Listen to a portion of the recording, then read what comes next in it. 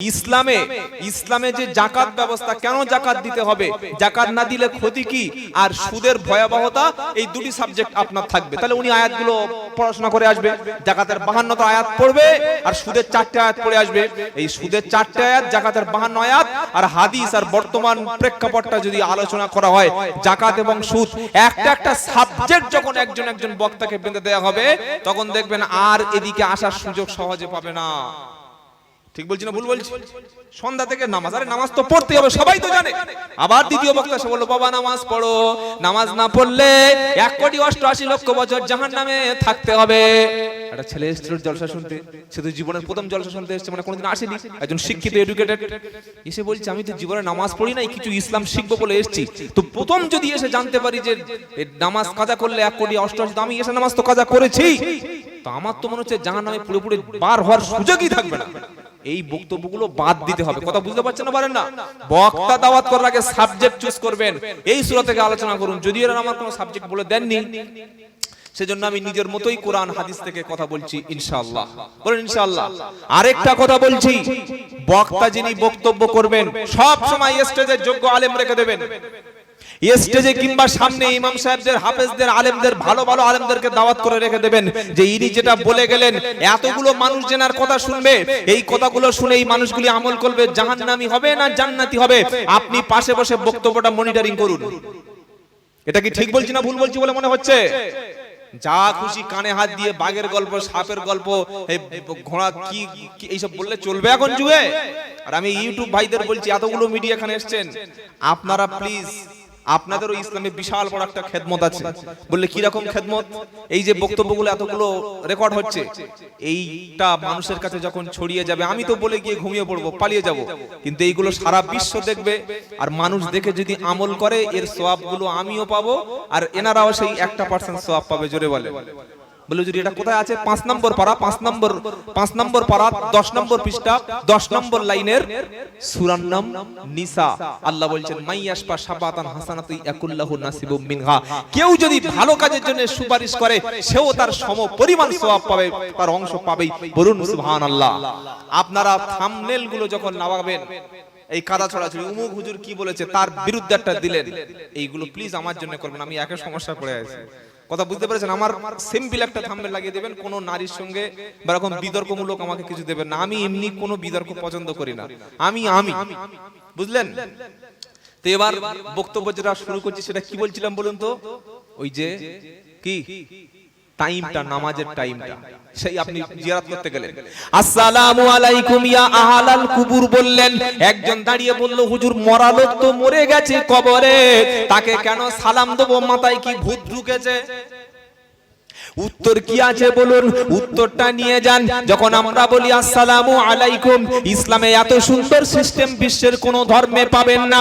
খ্রিস্টান আপনার সঙ্গে দেখা হলে তারা বলবে গুড মর্নিং, দুপুরে দেখা হলে গুড আফটারনুন, রাত্রেবেলা দেখা হলে, সন্ধ্যাবেলা দেখা হলে গুড ইভিনিং, শোয়ার সময় রাত্রেবেলা গুড নাইট। বলে না?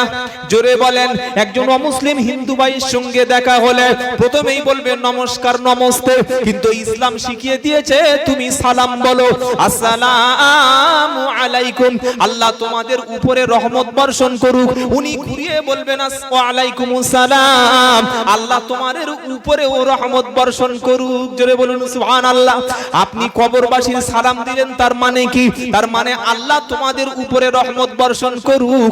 এটার অর্থ হলো এটা, যারা কবরে শুয়ে আছে তাদের নেকির দরকার আছে, তারা এখন তারা সমুদ্রে মানুষ পড়ে গেলে, জাহাজটা ডুবে গেছে, নৌকা ডুবে গেছে, মানুষ যেমন হাবুডুবু খায়, সমুদ্রে পড়া মানুষগুলি যেমন হাবুডুবু খায়, ঠিক মানুষ কবর হয়ে গেলে, আপনার আব্বা মারা গেছে, আপনার মা মারা গেছে, আপনার দাদা মারা গেছে, তারা কবরে হাবুডুবু খেয়ে বসে আছে।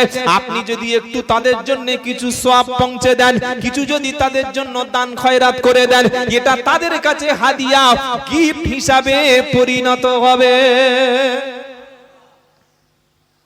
কথা বুঝতে পেরেছেন না পারেন নাই? জিয়ারত তো আল্লাহর ওলির কবর জিয়ারত করতে গেলেন, আপনার আব্বার কবর জিয়ারত করতে গেলেন, মায়ের কবর জিয়ারত করতে গেলেন, সওয়াব আছে না নাই?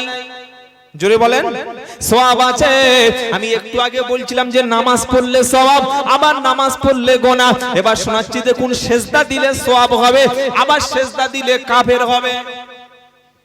বলে হুজুর কি রকম বললেন? সেজদা দিলে লোক কাফের, তো নামাজ পড়বে না তো কি পড়বে?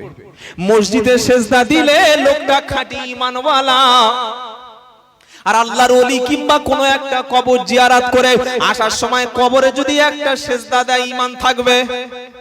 জোরে বলেন, নাকি সেজদা দিলে ঈমান পাকা হবে? এই হ্যাঁ না বলেন। খাঁটি খাঁটি হাক্কানি ওলি যারা, খাঁটি হাক্কানি পীর যারা, তাদের দরবারে কোনোদিন সেজদা, জোরে বলো, হয় না, সেখানে সেজদা দিতে দেওয়া হয় না। তাই আল্লাহ পাক বলছেন, নবীকে শোনাচ্ছেন, কুল ইন্না সালাতি, নবী বলো আমার নামাজ, ওয়া নুসুকি, ওয়া নুসুকি আমার কুরবানি, ওয়া মাহইয়া আমার হায়াতটা, ওয়া মামাতি আমার মৃত্যুটা, লিল্লাহি রাব্বিল আলামিন সবটুকু কার জন্য। এইবার এই মুসলমানের পরিচয়টা দিচ্ছি। লা শারীকা লাহু ওয়া বিদালিকা, আল্লাহর কোন শরীক আছে? জোরে বলো, ওয়া বিদালিকা উমিরতু ওয়া আনা মিনাল মুসলিমিন। সঙ্গে সঙ্গে আল্লাহর বান্দা শুনিয়ে দিচ্ছে, আল্লাহ নামাজ তোমার জন্য, কুরবানিটা তোমার জন্য, হায়াতটা তোমার জন্য, মওতটাও তোমার জন্য, সবকিছু তোমার জন্য নিবেদিত, তোমারও কোনো শরীক নাই, আর আমি মুসলমানদের মধ্যে একজন। আমি যে মুসলমান, আপনি যে মুসলমান, এটা প্রমাণ হয়েছে না হয় না? আর আপনাকে থাকতে হবে ইসলামের উপরে। কিসের উপরে বলেন? মাইয়াবতাগি গায়রাল ইসলামি দীনান ফালাই ইকবালা মিনহু ওয়া হুয়া ফিল আখিরাতি মিনাল খাসিরিন। 3 পারা 20 পৃষ্ঠা 5 নম্বর লাইনের 85 নম্বর আয়াত, সূরার নাম সূরা আল ইমরান। আল্লাহ পাক শোনাচ্ছে, মাইয়াবতাগি গায়রাল ইসলামি দীনান ফালাই ইকবালা মিনহু ওয়া হুয়া ফিল আখিরাতি মিনাল খাসিরিন।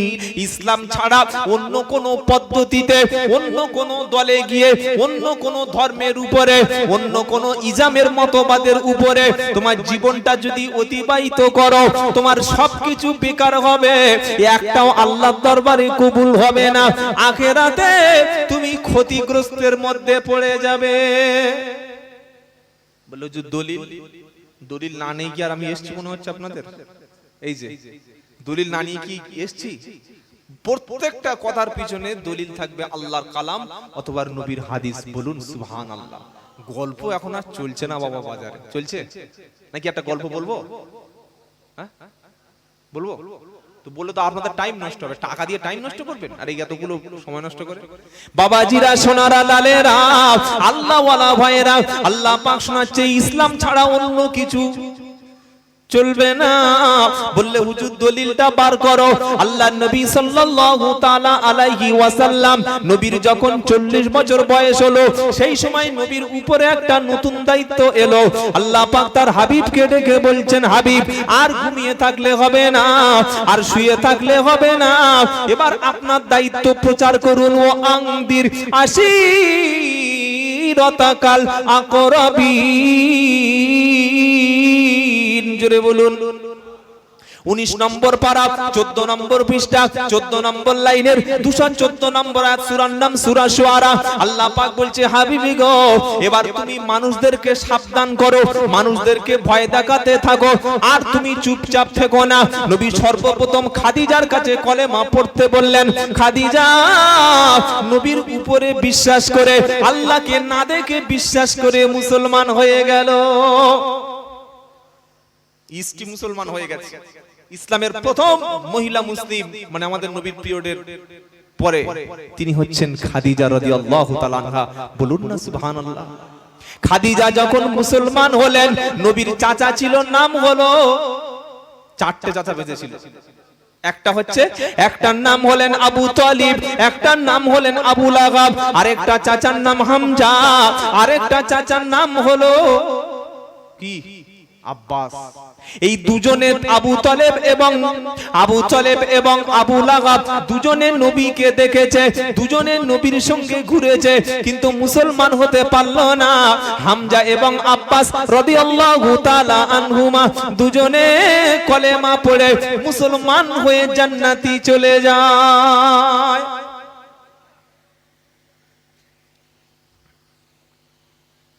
কোরআন সবার বাড়ি আছে, ইমাম সাহেব মসজিদে আছে, প্রত্যেকটা পাড়ায় মুসলিমের ঘরে বা প্রত্যেকটা পাড়ায় মসজিদ আছে। এর পরে কি আপনি ভাবছেন যে সবাই জান্নাতে যাবে? না।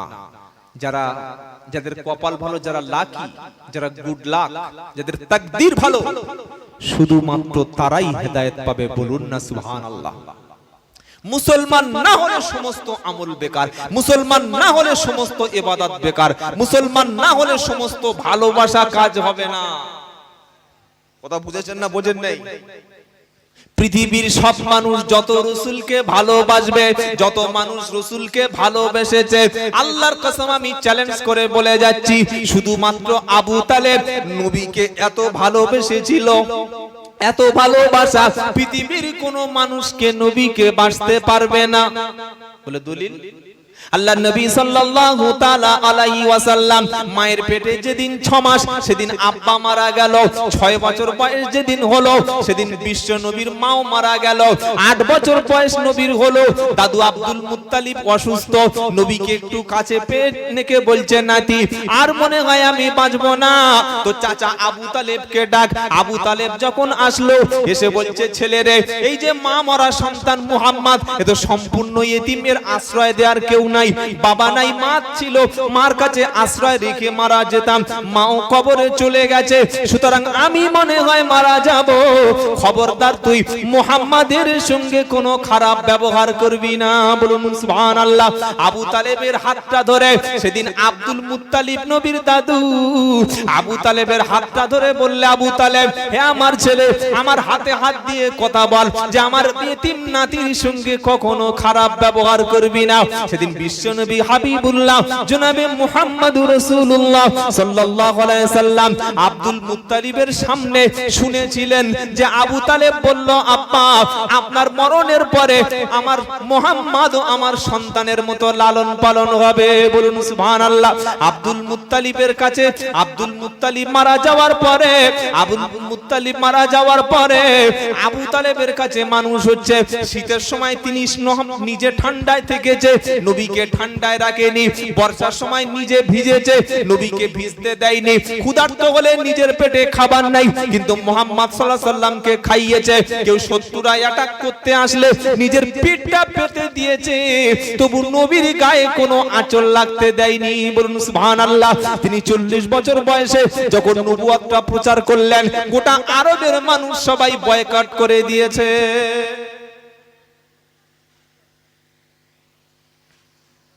আপনি এই সমাজে যদি একেবারে ভালো মানুষ হয়ে থাকতে চান, আপনার শত্রু কম হবে না বেশি হবে? বলেন। যদি বলেন সুদখোরের বাড়ি আমি খাবো না, সুদের টাকা আপনার নেব না, কোণঠাসা হয়ে যাবেন। যদি বলেন যারা পণ্যায় তাদের সঙ্গে সম্পর্ক রাখবো না, যারা বেনামাজি তাদের সঙ্গে কোনো সম্পর্ক রাখবো না, বাপ মা যারা মানে না তাদের সঙ্গে কোনো সম্পর্ক রাখবো না, যারা মদের সঙ্গে যুক্ত তাদের সঙ্গে সম্পর্ক রাখবো না, যারা প্রতিদিন 5টা করে লটারির টিকিট কাটে তাদের সঙ্গে সম্পর্ক রাখবো না, পাড়ার লোক বাঁচতে দেবে, সুফি সাহেব এসে কারোর সঙ্গে চলবো না, বলবে না। তো আল্লাহর নবী বললেন আল্লাহ এক, তিনি ছাড়া কোনো মাবুদ নাই, তিনি হায়াতের মালিক, মউতের মালিক, তিনি বৃষ্টি দেন, তিনি সন্তান দেন, তিনি সবকিছু করেন। আবু জেহেল, আবু লাহাব, উতবা, সাইবা, মুগীরা সবাই বললে মাথা খারাপ হয়ে গেছে। দেখ অবস্থা দেখ, নতুন ধর্ম একটা এনেছে, অবস্থা দেখ। এতদিন 200-360টা খোদার মূর্তির কাছে, কারোর কাছে বৃষ্টি চেয়েছি, কারোর কাছে ছেলে চেয়েছি, কারোর কাছে মেয়ে চেয়েছি, কারোর কাছে চাকরি চেয়েছি, বিপদ থেকে উদ্ধার হওয়ার জন্য কারোর কাছে চেয়েছি, এ বলছে দেখা যায় না সে নাকি আল্লাহ, কোনো মানা যায়? নবী বললেন ইয়েস, ওটাই আমার ঈমান। বলুন সুবহানাল্লাহ। সুতরাং এটা প্রথমেই আপনাকে ঠিক করে নিতে হবে। আপনি যদি হকের পথে থাকেন, সত্যের উপরে অবিচল অটল থাকেন, ইসলামের উপরে যদি আপনি সহজ সরল ভাবে থাকেন, ঈমানের উপরে, শত্রু বাড়বেই। কারণ মুহাম্মদ সাল্লাল্লাহু আলাইহি ওয়াসাল্লাম তিনি পৃথিবীর একেবারেই ভালো মানুষ, যার ক্যারেক্টার সার্টিফিকেট আসমান থেকে আল্লাহ দিয়েছেন, বলুন সুবহানাল্লাহ। যার জীবনে ভুল নেই, যিনি ভুল করেন নাই, অথচ তার সবচাইতে শত্রু বেশি ছিল না? আর আজকের মুহাম্মদ সাল্লাল্লাহু আলাইহি ওয়াসাল্লামের শত্রু কেউ নাই? আছে না নেই? তাম বিশ্বের মানুষগুলো তার শত্রুতা করছে কেন? তিনি একদম খাঁটি পিওর মুসলিম, পিওর একদম আদর্শ নেতা ছিলেন, সেজন্য শত্রুতা করছে। তো আপনারও শত্রুতা হবে। তিন বছর আরবের মানুষগুলো একটা লিস্ট তৈরি করলো, একটা কাগজে লিখলো, এরকম বড় কাগজে কি লিখলো? যে মুহাম্মদ সাল্লাল্লাহু আলাইহি সাল্লাম নতুন ধর্ম প্রচার করছে, আমার বাপ দাদার ধর্মকে খারাপ বলছে, দেবদেবীদের গালিগালাজ করছে, তিনি সমাজ থেকে মদ নিষেধ করতে চাইছে, সমাজ থেকে অন্যায়ের বিরুদ্ধে কথা বলছে, নারী হত্যার বিরুদ্ধে সে সর্বপ্রথম কথা বলছে।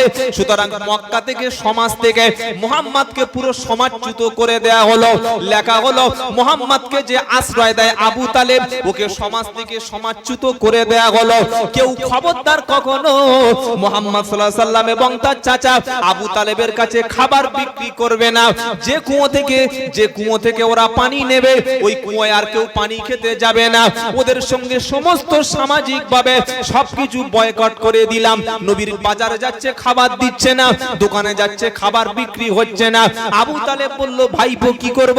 আল্লাহর নবী বললেন, দেখো চাচা, আমরা সত্যের পথে আছি, সত্যের জন্য জীবন দেব, তবুও মিথ্যার সঙ্গে একমত হব না। জোরে বলো।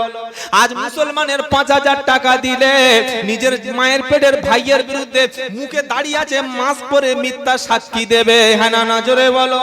আজ মুসলমান ছেলে বিয়ের সময় 20,000 টাকা গোপনে নিয়েছে, এ হলো মুসলমান। আজ মুসলমান নিজের বউটাকে বন্ধন অফিসে পাঠিয়ে নিজে জিকির করছে রাত্রিবেলা, আল্লাহ আল্লাহ আল্লাহ।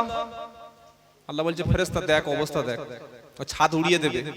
কি ছাদ উড়িয়ে দেবে? আজকের অবস্থাটা দেখ।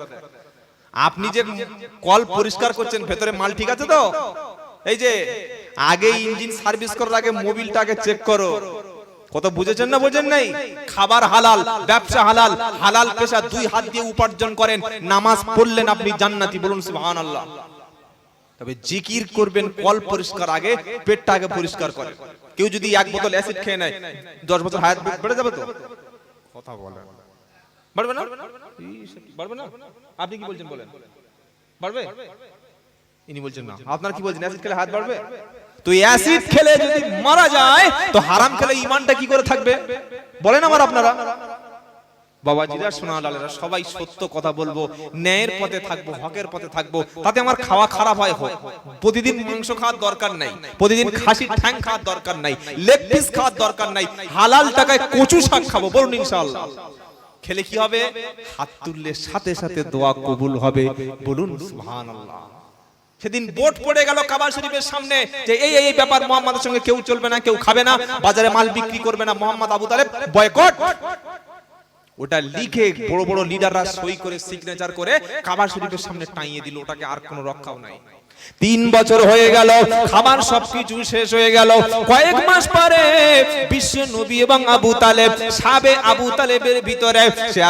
তালেবের ভিতরে জেলখানার মতো অবস্থা হয়ে গেল। কোথাও বার হতে পারছে না, খাবার কেউ দিচ্ছে না, পানি কেউ দিচ্ছে না, কি করবে? শেষে গাছের পাতাগুলো পেড়ে পেড়ে খেয়ে গাছের পাতাও শেষ হয়ে গেল। এই রকম কষ্ট কেন করলো আবু তালেব? শুধু বলেন, কার জন্য কষ্ট করেছিল? মুহাম্মদ সাল্লাল্লাহু আলাইহি সাল্লামকে বাঁচানোর জন্য কষ্ট করলো। 3 বছর যখন পার হয়ে গেল, কাবা শরীফের যে ওই খোদাই করা ছিল, কাবা শরীফের দরজার সামনে মুআল্লাকা হিসাবে যে সাদা কাগজটা, চুক্তিপত্রটা লেখা ছিল, আল্লাহর হুকুমে আল্লাহর নবী বললেন, আল্লাহ খাবার শেষ, পানিও শেষ হয়ে গেল, কোথাও যেতে পারছি না, আল্লাহ আমরা বাপ বেটা কি এভাবে মারা যাব? তোমার ইসলাম সারা বিশ্বে কি প্রচার করব? করব না। আল্লাহ পাক বলছে হাবিব তোমাকে তো মদিনার নবী করে পাঠালাম না, তোমাকে মক্কার নবী করে পাঠালাম না, তোমাকে সৌদি আরবের মধ্যে ইসলাম শুধু সীমাবদ্ধতা রাখবো না। কুল ইয়া আইয়ুহান নাসু ইন্নী রাসূলুল্লাহি ইলাইকুম জামিআ। 9 নম্বর পারা 9 নম্বর পৃষ্ঠা 12 নম্বর লাইন, সূরার নাম সূরা আরাফ। আল্লাহ পাক শুনিয়ে দিচ্ছে হাবিব বিশ্বের জমিনে যত মানুষ আছে, বিশ্বের জমিনে যত মানুষ আছে সবার জন্য তোমাকে আমি রাসূল হিসাবে পাঠালাম। আর কি করলাম? ওয়ামা আরসালনাকা ইল্লা রাহমাতাল লিল আলামিন। হাবিব গো বিশ্বের জমিনে সবার জন্য তোমাকে আমি রহমত হিসাবে পাঠালাম। এই রকম নবী 3 বছর বন্ধ থাকবে। ওই সময় আল্লাহ পাক কি করলেন? উই পোকা পাঠিয়ে দিলেন। উই পোকার কাজ কি? বন্দুকের গুলি করা, তাই তো? কি উই পোকার কাজ হলো কাগজ নষ্ট করা, মূল্যবান তথ্যগুলো নষ্ট করে দেওয়া। উই পোকা লেগে গেল কাবা শরীফের দরজায়, যেখানে মুহাম্মদ সাল্লাল্লাহু আলাইহি সাল্লাম তার চাচার বয়কটের চুক্তিপত্র লেখা ছিল। উই পোকা লেগে গিয়ে চুক্তিপত্রগুলো সব নষ্ট করে দিল। আর চুক্তিপত্র নষ্ট হয়ে গেল, সাথে সাথে অবরোধ উঠে গেল। আল্লাহর নবী সেদিন রেহাই পেয়ে গেলেন। জোরে বলুন সুবহানাল্লাহ। বলে যে উই পোকা খেয়ে নিল, আর সবাই মেনে নিল। এবার নবী যখন সেখানে গেলেন, আবু তালেব সেখানে গেলেন, সবাইকে ডেকে বললেন চুক্তি কই? সবাইকে ডেকে বললেন চুক্তিটা কোথায় গেল? গিয়ে দেখছে সত্যি তো পোকায় খেয়ে নিল, অথচ পোকায় লাগার কারণ ছিল না।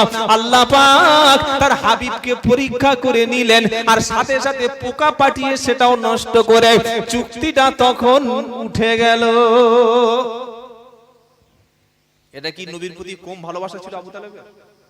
আরেকটা ভালোবাসা শোনাচ্ছি, দেখেন আমাদের তখন আর ভালোবাসা হচ্ছে না।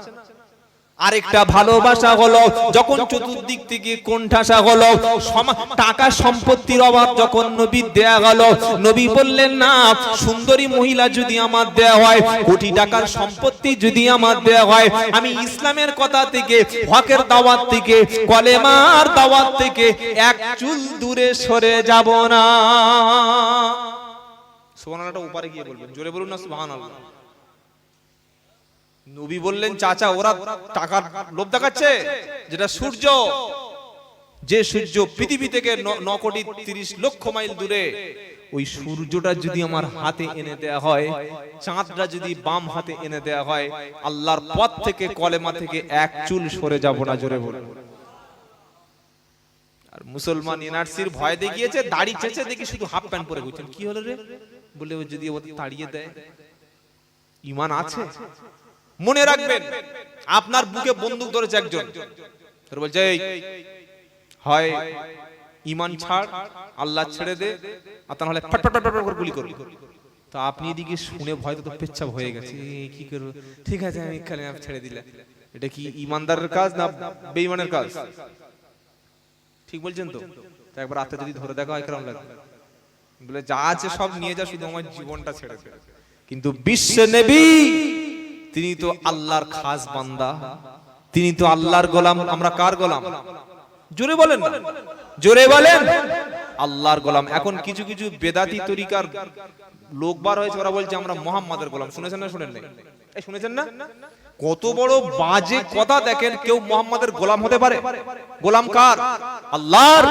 নবীও গোলাম ছিলেন কার? আল্লাহর। নবী আমাদের নেতা, আমরা নবীর উম্মত। নবী সাল্লাল্লাহু আলাইহি ওয়াসাল্লাম যে পদ্ধতিতে চলেছেন, যেটা করেছেন, সেটাই সেই পথে চলবো। বলুন ইনশাআল্লাহ। কিন্তু গোলাম মনে রাখবেন আল্লাহর। এখন একদল ভণ্ড বলছে বললে আমরা নবীর না, নবীর গোলাম নয়, স্বয়ং রাসূলুল্লাহ তিনি আল্লাহর গোলাম ছিলেন। বলুন না সুবহানাল্লাহ। গোলাম কার? জোরে বলেন। আল্লাহর নবীজি ওই সময় বলে দিলেন, আবু তালেব নবীকে ছাড়তে চাইলেন না। এবার যেটা বলতে চাচ্ছি, আপনি ইসলামের উপরে না থাকলে শুধু ভালোবাসা দেখিয়ে কোনো কাজ হবে না। আবু তালেব যখন মারা যাচ্ছে, আল্লাহর নবী সাল্লাল্লাহু আলাইহি সাল্লাম 10 বছর আবু তালেবকে বুঝিয়ে বলেছে, চাচা তুমি আমার জন্য এত কষ্ট করলে, জীবন দিলে, কিন্তু একবার তুমি কলেমাটা পড়ো শুনি। চাচা বলছে ঠিক আছে, সময় আছে, পরে দেখছি, পরে দেখছি। আজ মুসলমানদের ছেলেদের একই অভ্যাস, মুসলমানদের মেয়েদেরও অভ্যাসটা কি, 18 বছর বয়স, উচ্চ মাধ্যমিক দিয়েছে, ভাই তোমার তো স্কুল 1.5 মাস 2 মাস ছুটি আছে, এই 1.5 মাস 2 মাসের মধ্যে ইমাম সাহেবের কাছে প্রত্যেকদিন 1 ঘন্টা বার হও, অথবা কোথায় কোরআন শরীফ শিখছে একটু সেখানে যাও, অথবা কোন মাদ্রাসায় সুযোগ পায় একটু দেখো, 1 মাস 2 মাস সময় দিয়ে কোরআন শরীফটা একটু শিখে নাও। এই বন্ধু, আমি আব্দুল্লাহ জুবাইর বলছি, শুনে রাখো, আপনাদের মতো বয়স্ক লোক কোরআন শরীফ শেখার চাইতে এইরকম যুবক বা ইয়াং সোসাইটি যারা আছে, এদের ব্রেনটা ভালো, এদের মেমোরিটা অনেক অ্যাক্টিভ রয়েছে, এরা 1 থেকে 2 মাস 1 ঘন্টা করে সময় প্রতিদিন যদি লাগায়, অবশ্যই এরা কোরআন দ্রুত শিখে নেবে। কারণ কোরআন শেখাকে আল্লাহ সহজ করে দিয়েছেন। জোরে বলেন, জোরে বলেন, ওয়ালাকাদ ইয়াসসারনাল কুরআনা লিযিকর ফাহাল মিন মুদ্দাকির। সূরা কমার 4 জায়গায় আল্লাহ অ্যানসার দিচ্ছে। বান্দা বলছে, আল্লাহ বয়স তো অনেক হয়ে গেছে, হায়াত তো অনেক পেয়ে গেছি, পান খেয়ে খেয়ে জীব নষ্ট করেছি, কথা বলতে গেলে জড়িয়ে যায়, এখন কি কোরআন শিখতে পারবো? আল্লাহ পাক শোনাচ্ছে, ওয়ালাকাদ ইয়াসসারনাল কুরআনা লিযিকর ফাহাল মিন মুদ্দাকির। অবশ্যই অফকোর্স আমি আল্লাহ এই কোরআনটা, এই জিকিরটা মুখস্থ করার জন্য, অনুধাবন করার জন্য, বুঝে নেওয়ার জন্য, তেলাওয়াত করার জন্য, মেমোরাইজ করার জন্য আমি আল্লাহ তোমাদের জন্য অনেক সহজ করে দিয়েছি। কে আছো বলো, কোরআন থেকে তোমরা হেদায়েত নেবে। 70 বছর বয়স, রাতে সিনেমা দেখতে, সিরিয়াল দেখতে অসুবিধা হচ্ছে, মোটা পাওয়ারের চশমা এনেছে, চোখে সিরিয়াল দেখবে বলবে। এরকম ভালো মানুষ আপনাদের এই বসিরহাট এলাকায় নাই, ওদের আছে? ওর কোরআন খুলে মসজিদে দিলে পড়তে পারবে না, ও ভালো পাওয়ারের চশমা লেগেছে, রাতে বেলা মোবাইল দেখবে বলে। জিও ফোন ছোট মাল, কি ওই বুড়ো বার্ধক্য ভাতা পায় 1000 টাকা, ওইটা তুলে একটা 2 মাসের টাকা তুলে মোবাইল কিনে রাতে শুয়ে দেখছে। আজরাইল আসলে বাঁচাতে পারবি? টুটিতে পা ধরে দি ব্যাগ ওঠে নিয়ে চলে যাবে, কোথায় যাবি তখন? আজরাইল যদি এসে দেখে যে মালটা গান শুনছে, ভালো ছাড়বে? আজরাইল যদি এসে দেখে দরুদ পড়ছে, কোরআন পড়ছে, তোমার জীবনটা সহজে আহজানের সঙ্গে আল্লাহর কাছে চলে যাবে। বলুন সুবহানাল্লাহ। সেজন্য যুবকদের খেদমতে বলবো, ইয়ং সোসাইটির জন্য আমি বলবো, তোমরা ফোনের মধ্যে ডাউনলোড করো কোরআন শেখার কায়দা। ইউটিউবে যাও, গিয়ে সার্চ করে দেখো যে আমি সহিভাবে কোরআন শিখতে চাই, step to step, part to part শিক্ষকরা এখন ইউটিউবের মধ্যে আপনি 2 মাস ট্রেনিং নেবেন, কোরআন সহি করে পড়তে পারবেন। বলুন না সুবহানাল্লাহ। কেন নিজেকে মূর্খ করে আপনি ভেবে রেখেছেন? কেন নিজেকে মূর্খ বলে পরিচয় দিচ্ছেন? আপনাদের মসজিদে ইমাম সাহেব আছে না নাই? আছেন। উনি আরবি পড়ান না? কথা বলে না। কেউ একটা 60 বছর, 40 বছর, 42 বছর, 35 বছরের লোক বলছে, হুজুর সংসারের চাপে শিখতে পারি নাই, বয়সটা অন্য কাজে ব্যয় করেছিলাম, এখন ছেলে পুলে বড় হয়ে গেছে, পুরো ফ্রি হয়ে গেছে, হুজুর আমি এসার পরে আপনার কাছে 1 ঘন্টা করে আসব, আপনি কি আমাকে একটু কোরআনটা শিখিয়ে দেবেন? এটা ইমামকে যদি বলা হয়, উনি কি এটাকে প্রত্যাখ্যান করবেন? নো, তিনি আপনাকে শিখিয়ে দেবেন। আর ওই অবস্থায় যদি কোনো মানুষ কোরআন শিখতে শিখতে কবরে যায়, মাদ্রাসার তালেবুল ইলম হিসাবে আল্লাহর কাছে আপনার নামটা কবুল হবে। বলুন না সুবহানাল্লাহ। কেন নিজেকে এখনো পর্যন্ত কোরআন থেকে দূরে রেখেছেন বলেন? সবাই শিখবো বলুন ইনশাআল্লাহ। যদি আপনি শেখেন, আপনার নামটা আল্লাহর কাছে কি হবে বলবো? এই বলবো না খায়রুকুম, আহা বিশ্বনবীর হাদিস, খায়রুকুম মান তাআল্লামাল কুরআনা ওয়া আল্লামাহু। সুবহানাল্লাহ। আগে বলে, তোমাদের মধ্যে সবচাইতে ভালো হলো তারা নিজে কোরআন শিখবে যারা, অপরকে শিক্ষা দেবে যারা, ওরাই হলো সবচাইতে আল্লাহর কাছে ভালো। জোরে বলুন। বিশ্বনবী সাল্লাল্লাহু তাআলা আলাইহি ওয়াসাল্লাম, আল্লাহর নবী যখন মদিনার মসজিদ স্থাপন করলেন, হে সোনারা চাঁদেরা, জ্ঞানী জনেরা, ন্যায়নিষ্ঠবানেরা, আজকের মসজিদ থেকে আর কিন্তু কোরআনটা শেখানো হচ্ছে না। নামাজ হয়ে গেল, 10 লক্ষ টাকার মসজিদে তালা পড়ে গেল, ইমাম খেয়ে ঘুমিয়ে গেল, মুয়াজ্জিন খেয়ে বাড়িতে বিবির কাছে চলে গেল, আর মুক্তাদিরা নামাজ পড়ে সালাম ফিরিয়ে টুপিটা পকেটের মধ্যে দিয়ে পরের ওয়াক্তে আবার চলে আসে, কিন্তু না, আল্লাহ নবী সাল্লাল্লাহু আলাইহি সাল্লামের মসজিদের সামনে একটা জায়গা ছিল, ওই জায়গাটা এখনো আছে, যার নাম হলো আসহাবে সুফফা। এখানে হাজী বা সম্মানিত উমরাহকারী কেউ আছেন? একজন কোন হাজী নাই? কে? একটু হাতটা দয়া করে তুলবেন, বেয়াদবি দেবেন। আচ্ছা বাবা, হাত লাগান। মসজিদে নববীর সামনে আসহাবে সুফফা বলে একটা জায়গা আছে না নেই? এই দেখুন, আমাকে জিজ্ঞাসা করবেন, আমি তো মিথ্যা বলি না, জিজ্ঞাসা করবেন। মসজিদে নববীতে, ওই মসজিদে নববীর নবীর মসজিদের সামনে আসহাবে সুফফা বলে একটা জায়গা আছে।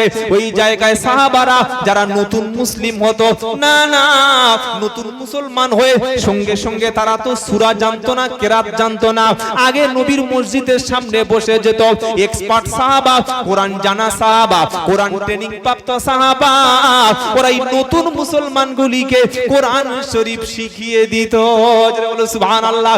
একবার কোরআনের এরকম ক্লাস চলছে, ট্রেনিং হচ্ছে, আল্লাহর নবী বাইরে আসলেন, সাহাবারা সম্মানে মোটামুটি উঠে দাঁড়ালেন, নবী বললে বসো বসো, সাহাবারা বললেন ইয়া রাসূলুল্লাহ, হাবিবাল্লাহ, তারা ভয়তে জড়সড় হয়ে গেছে, মনে করলো কি একটা বেয়াদবি হয়ে গেছে।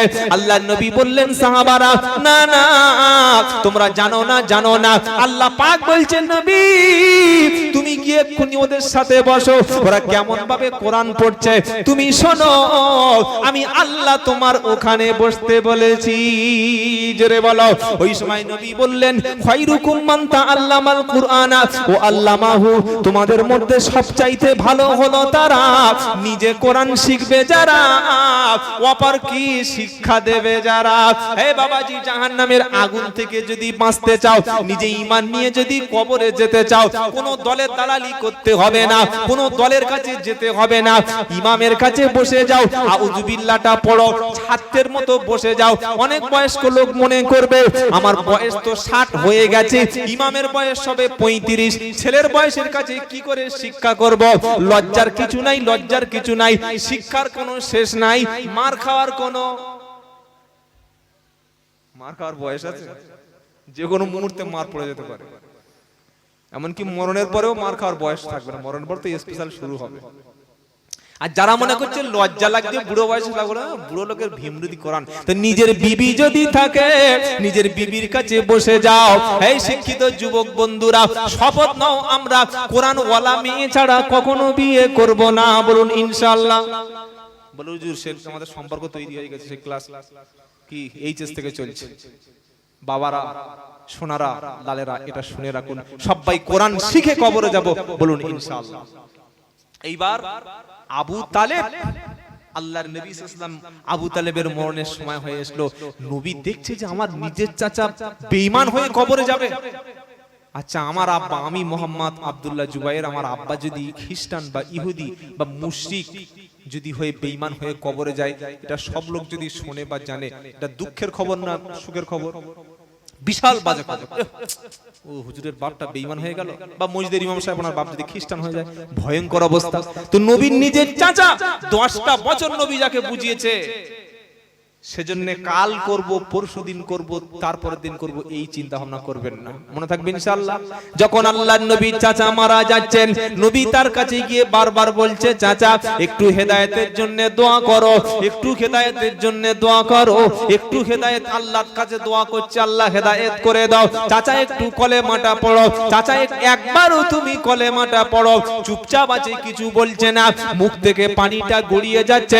আল্লাহর নবী ওই সময় একটু সুযোগ পেলেন, আবু জাহেল, আবু লাহাব সবাই বসে আছে, মাথার কাছে একটু ফাঁকা জায়গা আছে, নবী মুখটুকু নিয়ে আবু লাহাবের কানের কাছে, আবু তালিবের কানের কাছে দিয়ে বললেন, চাচা 10টি বছর তুমি কত পরিশ্রম করেছো, আমার জন্য 3 বছর জেলের মধ্যে ওই রকম পরিস্থিতিতে ছিলে, আমার জন্য তোমার খাওয়ার কষ্ট হয়েছে, আমার জন্য তোমার কত ব্যবসার ক্ষতি হয়েছে, চাচা একটা বারো তুমি কলেমাটা পড়ো, জোরে পড়তে হবে না। আচ্ছা আল্লাহকে তুমি বিশ্বাস করো বললে হ্যাঁ। আচ্ছা আমি যে শেষ প্রফেট শেষ পয়গম্বর এটা কি তোমার বিশ্বাসের মধ্যে আছে বললে হ্যাঁ অবশ্যই আমি বিশ্বাস করি।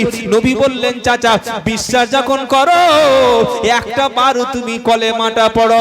ওই সময় আবু তালেবের কথাটা কত কঠিন কথা শুনে রাখুন। আবু তালেব ওই সময় বললে ভাই পরে তুমি যে আমার বারহাক শেষ নবী এটা আমি অন্তর থেকে বিশ্বাস করি। আল্লাহ যে একজন আছেন এটা আমি বিশ্বাস করি, কিন্তু ভাইপো এখন দিনকাল ভালো না, পরিস্থিতি ভালো না, এখন কলেমা পড়লে আমার কিন্তু জাত চলে যাবে, সবাই বলবে মরণের ভয়ে কলেমা পড়েছে। নবী এত পেরেশানি হয়ে গেলেন বলার মতো না, চোখ থেকে ঝরঝর করে পানি পড়ছে। আল্লাহ সারা জীবনের পরিশ্রমটা বেকার হয়ে যাবে, এত দিন মেহনত করলাম, এত দাওয়াত দিলাম, এত কথা বললাম, মরণের সময় কি একবার কলেমা হলো না? বাবাজিরা আমাদের যারা ছেলে আছে মেয়ে আছে ঘরে, আপনি কাল সকালে গিয়ে ওই ছেলেটার কাছে একটু কোরআন শরীফ পড়তে বলুন তো, পড়তে পারবে? এই বলেন পড়তে পারবে?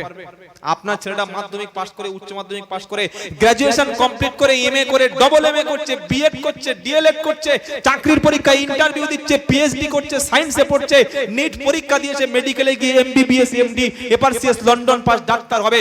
ওই ছেলেটা আজও পর্যন্ত কি কোরআন জানে? আপনি দায়িত্ব পালন করেননি তো। আপনার টুপি দাড়ি কিন্তু আটকে যাবে কিয়ামতে গো, এটা মনে রেখে দিও। বলো যে আটকে যাবে। দলিল ইয়া আইয়ুহাল্লাযীনা আমানু, হে ঈমানওয়ালা সন্তরা, বেঈমানদের জন্য কোনো কাজ নাই। কাদের জন্য? ইয়া আইয়ুহাল্লাযীনা আমানু কু আনফুসাকুম ওয়া আহলিকুম নারা ওয়া কুদুহান নাস ওয়াল হিজারা। আল্লাহু আকবার। আচ্ছা কোরআন শুনতে কার কার ভালো লাগে হাত তুলুন তো দেখি, নারায়ে তাকবীর। একটা করে অক্ষর শুনছেন 10টা করে নেকি, বলুন সুবহানাল্লাহ। সত্যি বলতে আমার খুব কষ্ট হয়, কখন জানেন? এই তো কিছু লোক বসে আছে, অনেক বড় বড় জলসা আল্লাহ নিয়ে যায়, আসাম, ত্রিপুরা, উড়িষ্যা, ঝাড়খণ্ড, প্রচুর জায়গায় আল্লাহ কবুল করেছে, নিয়ে যায়। কিন্তু বিভিন্ন জলসায় গিয়ে দেখি একটা বক্তা 2 ঘন্টা বক্তব্য করতে আসলো, এই 2 ঘন্টার মধ্যে সে কি 5টা কোরআন শরীফের আয়াত খুঁজে পেল না। নবীর সোনার মুখের 2টো হাদিস কি মানুষকে উপহার দিতে পারলো না। 2 ঘন্টা সময় পেয়ে 5টা 10টা আয়াত সে বাড়ি থেকে মুখস্থ করে আসলো না। যা বলছে শ্রোতারা চুপচাপ আছে। এই বাবাজিরা রাগ করছেন নাকি? এই কথাগুলো বলি বলে একবার যে কমিটি নিয়ে যায়, দ্বিতীয়বার ভুল করে আর ফিরে তাকানো, যে মালটা আনিস না আমাদের বিপক্ষে। আমি তো সেই কথাই বলবো যে কথা কেউ বলে না। আমি তো সেই কথা বলবো যেখানে ক্যান্সার লুকিয়ে আছে। আপনার এই কোলভাগে ফোঁড়া হয়েছে, হ্যালো আমার দিকে দেখেন, লুক এট মি, কোলভাগে ফোঁড়া। ডাক্তারের কাছে গেছে, ডাক্তার বাবু মরে যাচ্ছি। আরে কি হয়েছে বল, কাঁদছিস কেন? না বন্ধ কর। ডাক্তার বাবু একটু, আরে কোথায় ফোঁড়া হয়েছে বল। বলছে ডাক্তার বাবু এটা সিক্রেট ব্যাপার, গোপনে চলে। এইবার ভিতরে গেল, গিয়ে এই ভিতরের কাপড়টা সরিয়ে বলছে ডাক্তার বাবু এই দেখুন কি অবস্থা। তো ফোঁড়া যেখানে হয়েছে সেই জায়গা তো হাত দিয়ে চাপতে হবে নাকি? এখানে ফোঁড়া হয়েছে, ডাক্তার কপাল ধরে বলে কই মাল বার হচ্ছে না রে, কপাল পড়া ফোঁড়া এখানে, কপালে হাত মারছো কি জন্য? কথা বুঝতে পারছেন না, পারেন না? আচ্ছা আমার বক্তব্য কে কে রেগে গেছেন হাত তুলুন তো দেখি। উনি বুঝতে পারেন না, ওরকম এমনি হয়। দেখে জাননি তো, খারাপ লাগছে নাকি আপনাদের? একটু তাকবীর দিন দেখি, লিল্লাহি তাকবীর, লিল্লাহি তাকবীর। হে রাসূল তোমার ভালোবাসি, রাসূলকে ভালোবাসেন তো? হে রাসূল তোমার ভালোবাসি, অন্তর থেকে শুধু মুখে না, জান্নাতের আশায় শুধু নয় হে রাসূল, শুধু জাহান্নামের ভয় না। লা ইলাহা ইল্লাল্লাহ, মুহাব্বতের সঙ্গে সবাই লা ইলাহা ইল্লাল্লাহ, লা ইলাহা ইল্লাল্লাহ, লা ইলাহা ইল্লাল্লাহ। ইল্লাল্লাহু মুহাম্মাদুর সাল্লাল্লাহু। আপনি যে কলেমা পড়ে নিলেন আপনার আমলনামায় নেকি চেপে গেল, বলুন সুবহানাল্লাহ। সেজন্য বক্তা দাওয়াত করে একটু বলবেন যে হুজুর দু চারটি কোরআনের আয়াত বলুন। কোরআনে তো একটা দুটো নয়, 6666টি আয়াত রয়েছে। এই বাক্যের ভিতর থেকে ছোট্ট কি একটা সূরা একটাই বাক্য বেঁচে নিতে পারছে না। তবে আলহামদুলিল্লাহ অনেক আলেম আছেন যারা বক্তব্য রাখতে এসে কোরআন হাদিস ইজমা কিয়াস থেকে সমাজের সংস্কারমূলক কথা বলেন। এই রকম বড় বড় আলেম মুফতি আছে না? নাই? বলেন না কেন? আছে। যখন কেউ ফালতু কথা বলবে, ভ্যালুলেস কথা, গল্প গুজব, সঙ্গে সঙ্গে হুজুর সম্মানের সঙ্গে, হুজুর প্লিজ এই সাবজেক্টটি ক্লোজ করুন, কোরআনের সাবজেক্ট চালু করুন। কারণ কোরআন শুরু হয় দুনিয়ায় আর শেষ হবে লাস্ট ডেস্টিনেশন জান্নাত। জোরে বলে ইন্না হাদাল কুরআনা ইয়াহদি লিল্লাতী হিয়া আকওয়াম ওয়া ইউবাশশিরুল মুমিনিনা আল্লাযীনা ইয়ামালুনাস সালিহাত। 15 পারা 2 পৃষ্ঠা 2 নম্বর লাইনের 9 নম্বর আয়াত আল্লাহ পাক শোনাচ্ছে ইন্না হাদাল কুরআন ইয়াহদি লিল্লাতী হিয়া আকওয়াম। নিশ্চয়ই এই কোরআন সহজ রাস্তাটা বলে দেয়, সঠিক রাস্তা বলে দেয়, যে রাস্তা আল্লাহ জান্নাত পর্যন্ত চলে গেছে। জোরে বলুন। বললে হুজুর কোরআন তো জান্নাত পর্যন্ত চলে গেছে, তো কোরআন থেকে কারা উপকার পাবে? আল্লাহ পাক শোনাচ্ছে ওয়ানুনাজ্জিলু মিনাল কুরআনি মা হুয়া শিফাউ ওয়া রাহমাতুল লিল মুমিনিন ওয়া লা ইয়াজিদুল যালিমিনা ইল্লা খাসারা।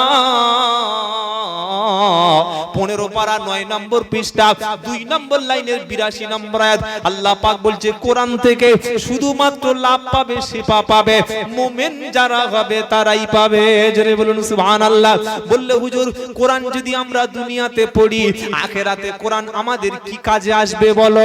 আল্লাহ পাক বলছে হাসরের ময়দানে যেদিন বাপ ছেলেকে পালিয়ে চলে যাবে, বললে বাপ যে ছেলেকে ছেড়ে পালিয়ে যাবে এটা আবার কোথায় পেলে বলো?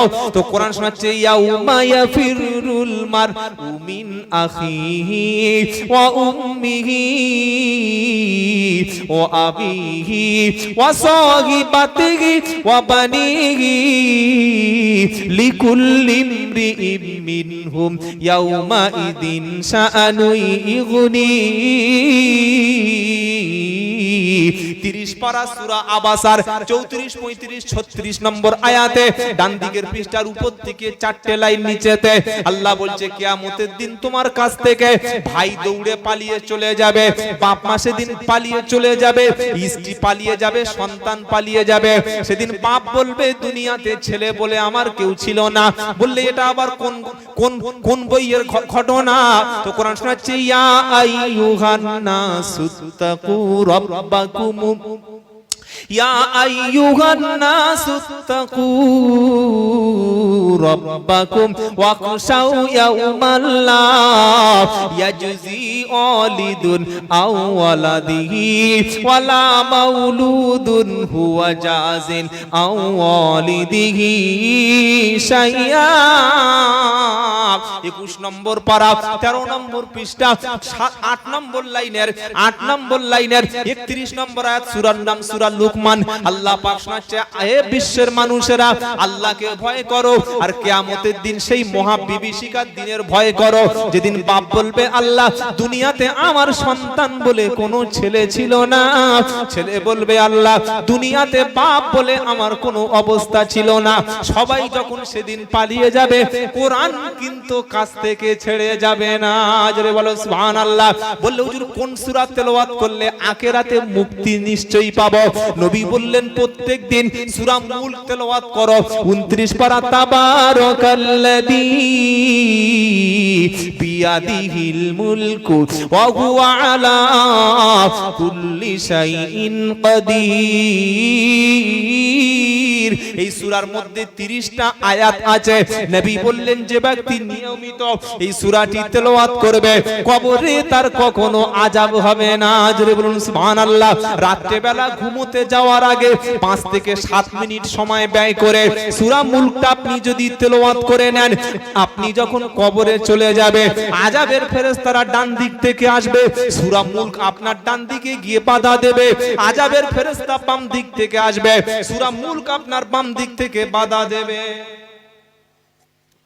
আযাবের ফেরেশতারা সামনের দিক থেকে আসবে, ওই সময় সূরা মুলক বাধা দেবে, বলবে না না এমন ব্যক্তিকে শাস্তি দিও না যার মুখ থেকে কোরআন তেলাওয়াত হয়েছে, এই হাত দিয়ে কোরআন পড়েছে, এই পা দিয়ে কোরআনের দিকে এগিয়ে গেছে, এমন কোরআনওয়ালা ব্যক্তিকে যেন কবরে শাস্তি দিও না। জোরে বলুন সুবহানাল্লাহ। বললে হুজুর আমি রাত্রে বেলা একটু নেকি নিয়ে শুতে চাই, কোন সূরা পড়লে রাত্রে বেলা নেকি নিয়ে ঘুমানো যাবে? নবী বললেন সূরা ইখলাস পড়েন আমার সাথে। কুল হু আল্লাহু আহাদ আল্লাহুস সামাদ লাম ইয়ালিদ ওয়া লাম ইউলাদ ওয়া লাম ইয়াকুল লাহু কুফুয়ান আহাদ। এটা মুখস্থ আছে না? বলেন কেন আমার সাথে? কুল বলেন। কুল হু আল্লাহু আহাদ আল্লাহুস সামাদ লাম ইয়ালিদ ওয়া লাম ইউলাদ ওয়া লাম ইয়াকুল লাহু কুফুয়ান আহাদ। এই সূরাটি 3 বার তেলাওয়াত করলে কোরআনের 1 খতম শরীফ পড়ার সওয়াব হবে। বলুন সুবহানাল্লাহ। বললে হুজুর আর কি আমল আছে বলো? যার বাড়িতে প্রতিদিন জিন খবিস আসর করে, বাচ্চা কেঁদে উঠছে, বাড়িতে দুমদাম আওয়াজ হচ্ছে, স্বামী স্ত্রী ভয়তে ঘুমাতে পারে না, দোকানে ব্যবসাটাও চলছে না, এই রকম হয় না? হয় না? জোরে বলুন। আচ্ছা সত্যি করে বলুন, নামাজ যদি না পড়ি আর বাড়িতে যদি গান বাজনা চলে, বড় কোরআন কেটে যদি তাবিজ করে দি ঝুলিয়ে দিলে কাজ হবে? হবে? মদ খেলে তাবিজে কাজ হয়? তাবিজ কেটে ছেড়ে বার হয়ে যায়। কথা বোঝেন না? বোঝেন না? তো আপনার বাড়িতে আপনি প্রত্যেকদিন সূরা বাকারা তেলাওয়াত করুন তো দেখি কোন জিন আসে। আমি যেটা বলছি দায়িত্ব নিয়ে বলছি। বলে হুজুর শয়তান খবিস সব পালাবে। হ্যাঁ আমি বলি নাই তো, নবী বলে গেছে, নবী কখনো মিথ্যা কথা বলতে পারে না। বলুন সুবহানাল্লাহ। সূরা বাকারা ওই কোথা থেকে শুরু হচ্ছে বলেন? সূরা বাকারা শুরু হচ্ছে কোথা থেকে? আলিফ লাম মিম। মুখস্থ আছে এটা? আছে না নেই? দালিকাল কিতাবু লা রাইবা ফীহি হুদাল লিল, বলো তুমি বলো, হুদাল লিল মুত্তাকিন আল্লাযীনা ইউমিনুনা বিল গায়বি ওয়া ইউকিমুনাস সালাতা ওয়া মিম্মা রাযাকনাহুম ইউনফিকুন। বলুন না সুবহানাল্লাহ। মোটামুটি 1 পৃষ্ঠা 2 পৃষ্ঠা 3 পৃষ্ঠা পড়লেন। এই কোরআন যখন সূরা বাকারা আপনার বাড়িতে তেলাওয়াত হবে, কোন দুষ্টু জিন শয়তান খবিস জীবনে সেই জায়গায় দাঁড়াবে না। বলুন সুবহানাল্লাহ। বললে হুজুর কোরআন তেলাওয়াত করি না তা কি হয়েছে? আমার বাড়িতে যে বড় টেলিভিশন রয়েছে, ওদের স্বামী স্ত্রী দুজনে শুয়ে শুয়ে নাটক দেখি, সিনেমা দেখি, সবকিছু দেখি, ওটাই তো আমার বরকত হচ্ছে। তোমার কোরআনটা চলে গেল সেই ড্রেনের মধ্যে, কোরআনটা চলে গেল শোকেসের মধ্যে, কোরআনটা চলে গেল সেলফের মধ্যে, আর এলসিডিটা চলে এলো সবার উপরে। তোমার কপালে ঝাঁটা জুটবে না তা কি জুটবে বলো? যারা এই রকম কোরআন অপমান করেছো, যারা টেলিভিশনটা প্রতিদিন দেখছো অথচ কোরআন দেখার সুযোগ পাচ্ছ না, কিয়ামতের দিন কোরআন তাদের বিপক্ষে যাবে। বললে এটা আবার কোথা থেকে বানাচ্ছো বলো? কোরআন শোনাচ্ছে ওয়াকালার রাসূল ইয়া রাব্বি ইন্না হাদাল কুরআনা ওয়াকালার রাসূল ইয়া রাব্বি ইন্না কওমি ইত্তাখাযু হাদাল কুরআনা মাহজুরা। উনি 19 পারা 1 পৃষ্ঠা 10 নম্বর লাইনের 31 নম্বর আয়াত সূরার নাম ফুরকান। আল্লাহ পাক শোনাচ্ছে, হে মুসলমান তোমরা শুনে রাখো, যারা কোরআন নিয়ে মরেছে, দুনিয়াতে কোরআনের সাথী হিসাবে ছিল, কোরআনের প্রতি মনে একটা মহব্বত ছিল, ওরা বেশক আল্লাহর জান্নাতে যাবে। বলো সুবহানাল্লাহ। আর যার বাড়িতে গান বাজনাটা বেশি প্রাধান্য পায়, যার বাড়িতে কোরআন থাকে কিন্তু খুলে দেখার সময় হয় না, সারা দিন ব্যবসায় ব্যস্ত, রাতে এসে মোবাইলে ব্যস্ত, সকাল থেকে উঠে সংসারের কাজে ব্যস্ত, সব ব্যস্ততায় কেটে গেল, অথচ কোরআন দেখার সময় হয় না। রাসূল সেদিন এই রকম কোরআনের সঙ্গে বিয়াদবকারীদের, কোরআনের সঙ্গে বিয়াদবিকারীর বিরুদ্ধে সেদিন রাসূল দাঁড়াবে, দাঁড়িয়ে কি বলবে? ওয়াকালার রাসূল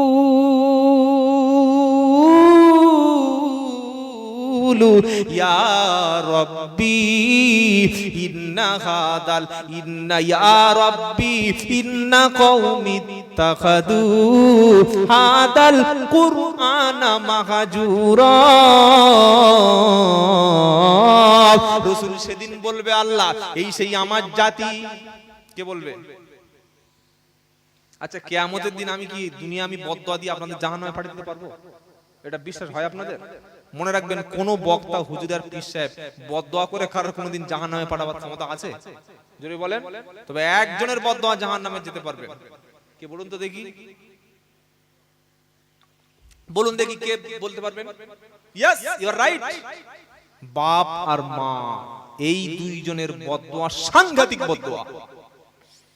কারোর যদি রোড অ্যাক্সিডেন্ট মরার ইচ্ছা হয়, কিংবা অ্যাক্সিডেন্টে মৃত্যু হওয়ার খুব ইচ্ছা জাগে, সে যেন বাপ মার সঙ্গে কথা বন্ধ করে বাপ মার চোখের পানি ফেলে। আজ মুসলমান হুজুর, পীর সাহেব, আমির সাহেব, মুফতি সাহেব, ফকির সাহেবের বদদুয়া ভয় করছে। ও বাবা, হুজুরের সঙ্গে যদি বদদুয়া, কিচ্ছু হবে না, কারোর বদদুয়ায় কোনো কিচ্ছু হবে না যদি আপনি বেয়াদবি না করেন। কথাটা মনে রাখবেন, কিন্তু বেয়াদবি করলে এমনি তো বদদুয়া লেগে যাবে। কিন্তু বাপ মার সঙ্গে যদি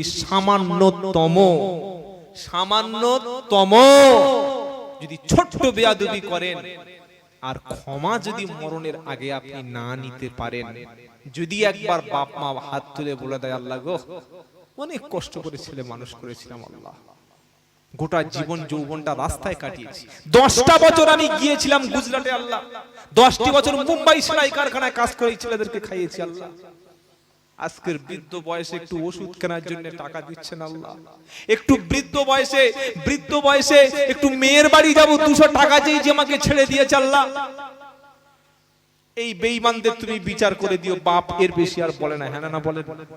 এই বদদুয়াটুকু যদি কারোর লেগে যায়, শেষ।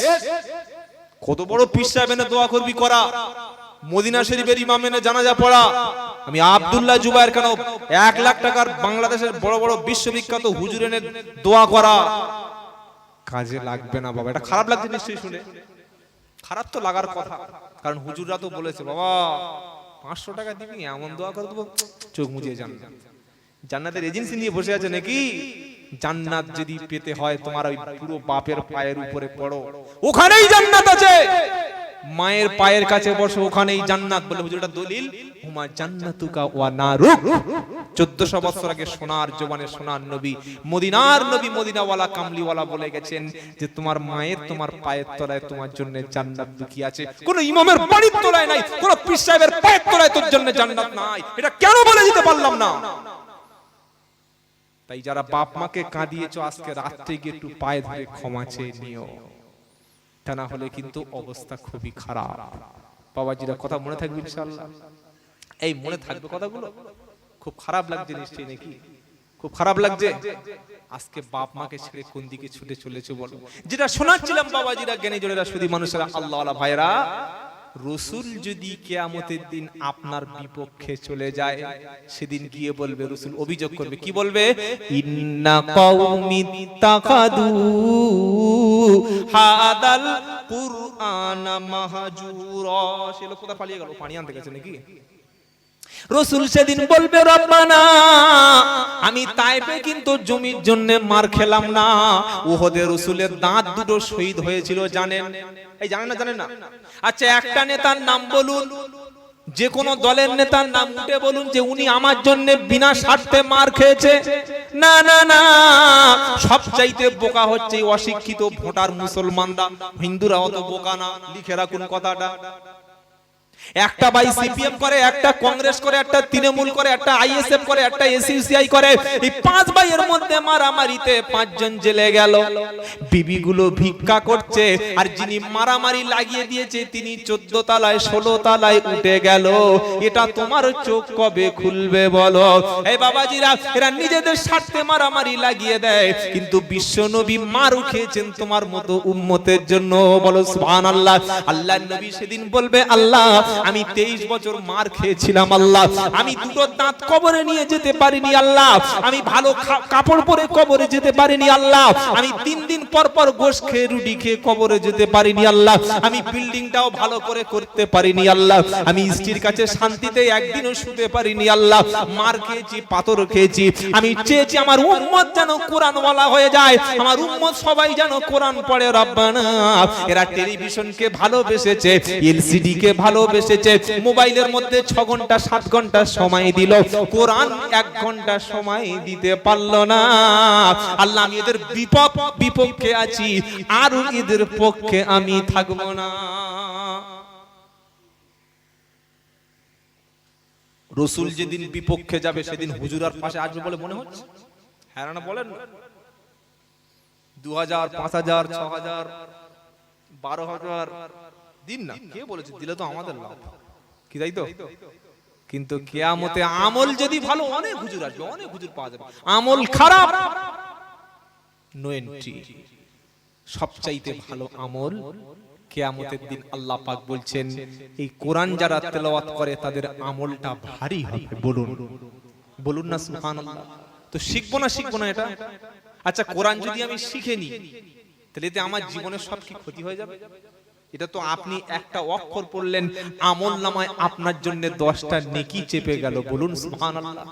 বলে কি রকম? বিসমিল্লাহ, আমার সঙ্গে একটু পড়ুন, এটা তো মুখস্থ আছে। বিসমিল্লাহির রহমানির রহিম।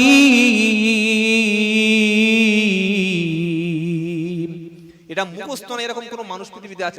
মুসলমান নাই। কোরআন শরীফে 114টা সূরা আছে, প্রত্যেকটা সূরার শুরুতে বিসমিল্লাহির রহমানির রহিম লেখা আছে। এক্সেপশন সূরা তাওবা, ব্যতিক্রম সূরা তাওবা। সূরা তাওবার শুরুতে, প্রারম্ভিকাতে সূরা তাওবার শুরুতে কিন্তু বিসমিল্লাহ দেয় নাই। আল্লাহ দেখলেন সূরা দিলাম 114টা, বিসমিল্লাহ হলো 113টা, ইনকমপ্লিট থেকে গেল। ওটাকে কমপ্লিট করার জন্য সূরা নামলের মধ্যে আল্লাহ আবার বিসমিল্লাহ দিয়ে পরিপূর্ণ কমপ্লিট করলো। বলুন সুবহানাল্লাহ।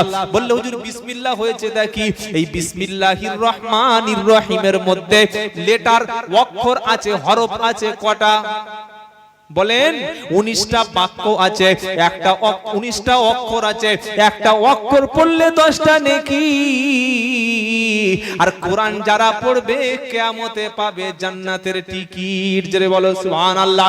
সেদিন আমলনামাটা আল্লাহ ভারী করবে। বলল হুজুর ভারী করবে কে বললে বলো? তো কোরআন শোনাচ্ছে, ফামান সাকুলাত মাওয়াজিনুহু ফাউলাইকা হুমুল মুফলিহুন। 18 পারা 7 পৃষ্ঠা 13 লাইন 103 নম্বর সূরার নাম সূরা আল মুমিনুন। আল্লাহ পাক বলছে, ফামা সাকুলাত মাওয়াজিনুহু ফাউলাইকা হুমুল মুফলিহুন। কিয়ামতের দিন ফামান সাকুলাত মাওয়াজিনুহু, আহা, নেকিগুলো ওজন যখন করা হবে, আমলনামা যখন ওজন করা হবে, সমস্ত আমলগুলো ওজন হবে। আল্লাহ মাফ করে দেখতে চাইবে যে লোকটা জান্নাতি কিনা। নামাজগুলো পাল্লায় চেপে গেল, হজগুলো পাল্লায় চেপে গেল, যাকাতগুলো পাল্লায় চেপে গেল, কুরবানির নেকিগুলো পাল্লায় চেপে গেল, দান খয়রাতগুলো পাল্লায় চেপে গেল, কোরআন শিখেছিলেন সেটা পাল্লায় চেপে গেল, জিকির করলেন সুবহানাল্লাহ বললেন এটাও পাল্লায় চেপে গেল, সমস্ত ভালো আমল এক পাল্লায় চেপে গেল। বলো সুবহানাল্লাহ। তো আমলটা যার বেশি হলো, পাল্লা তার ঝুঁকে গেল, এই রকম ব্যক্তি হবে সফল এবং জান্নাতি। তারপরে আয়াতটা কি আছে? এবার ভয়ঙ্কর কথা, ওমান খাফফাত মাওয়াজিনুহু ফাউলাইকাল্লাযীনা খাসিরু আনফুসাহুম ফি জাহান্নামা খালিদুন। এক শ্রেণীর মানুষ কলেমা, নামাজ, রোজা, হজ, যাকাত, তাসবিহ, তাহলিল, মানুষের সেবা করা। ইসলামের মধ্যে সবচাইতে ভালো কাজ হলো পরিচিত অপরিচিত সালাম দেওয়া, ক্ষুধার্তকে খাদ্য খেতে দেওয়া, মানুষ বিপদে পড়লে সাহায্য করো, জিজ্ঞাসা করো না তোমার ধর্মটা কোনটা। হে বাবাজিরা, নেকির পাল্লা যখন ভারী হলো, লোকটা তখন সফল হয়ে জান্নাতে চলে গেল। এবার গুনাহগারদের পাল্লাটা ওজন করা হবে। ওয়ামান খাফফাত মাওয়াজিনুহু ফাউলাইকাল্লাযীনা খাসিরু আনফুসাহুম ফি জাহান্নামা খালিদুন। যখন গুনাহগারদের পাল্লাটা ওজন করা হবে, গুনাহগুলো যখন তার বেশি হবে, নেকিগুলো হালকা হবে। গুনার পাল্লা যখন ঝুঁকে যাবে, নেকি যখন হালকা হবে, ওই ব্যক্তি নিজের ক্ষতি নিজে করলো, ওর ঠিকানা হলো জাহান্নাম। নামাজ এক পাল্লায়, রোজা এক পাল্লায়, হজ যাকাত সব এক পাল্লায়। আর যেগুলো নামধারী মার্কা মুসলমান, এরকম লোক আপনাদের এই বসিরহাট এলাকায় নেই, আমাদের 24 পরগনা আছে। আমি যে বারাইপুরে থাকি, চাম্পাটিতে, এমন এমন লোক আছে মুসলমান নামধারী, কুরবানির গোশত মেরে দিলে 2 কেজি উড়িয়ে দেবে। কি গরুর একটা রান থেকে কেটে দিলে পুরো 2 ঘন্টা দেখবে না কিছু মাল নাই, শুধু হাড় পড়ে আসে। বুঝা যায় জুমার দিন আমার কাজ আছে, এই ঝেঁটা খেয়ে লোক না, ঝেঁটা খেয়ে লোক নয়, বলেন না। জুমার দিন নামাজ পড়ে না, এই রকম নামধারী মুসলমান সমাজে আছে, আছে না নেই? সকাল হলে বিড়ি খেয়ে তবে ঘুম হয়, ঘুম থেকে উঠে এই বিড়ি দে, বউ বিড়ি ধরে দিয়েছে, আচ্ছা ওই যে কটা বাজে, ও 8টা বাজে, এত বেলা হয়ে গেছে। মুসলমান ঘুম থেকে উঠে দাঁড়িয়ে পেশাব করেছে, করেই বাড়িতে এসে পান্তা খেয়েছে, একদম লঙ্কা দিয়ে শুকনো চপ দিয়ে মেরে দিয়েছে, দিয়ে কাজ নাই কিছু নাই, চলে গিয়েছে দোকানে, ওখানে ফের গিয়ে চা খাচ্ছে, পার উপরে পা দিয়ে। এবার যে দেশের অবস্থা হয়, এসব মৌলবীরা কিছু বুঝবে না, আলেমরা সব দেশটা নষ্ট করছে, এরাই সমাজ করছে।